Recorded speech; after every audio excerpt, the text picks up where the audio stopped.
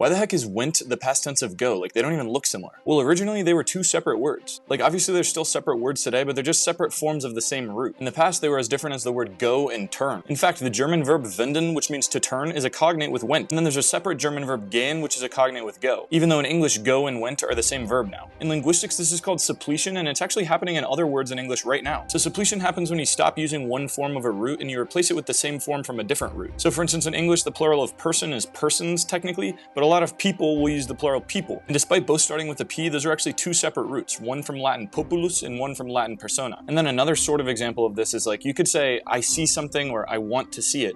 But then if you say, I can see something and I want to can see it, no, you can't say that. So you have to say, I want to be able to see it. So it's almost like be able has become the infinitive of can. In all three of these cases, the reasons for suppletion are a little bit different. For went, it was about replacing the original form yod with a more stable form that wasn't as easily confused with other Old English words. For people, it might have just had a similar enough form and meaning to the word persons that it just started invading that semantic space. And then can is just a special type of modal verb in English that's not really allowed to have an infinitive, so we just kind of had to invent one. The way you recognize suppletion is by checking for a complementary distribution. So for some action, if I always talk about it with one verb in the present tense, but then a different verb in the past tense, even though it's the same action, that's a complementary distribution. And this happens a lot with common verbs in languages. What are some other examples of suppletion you can think of in English that are happening right now?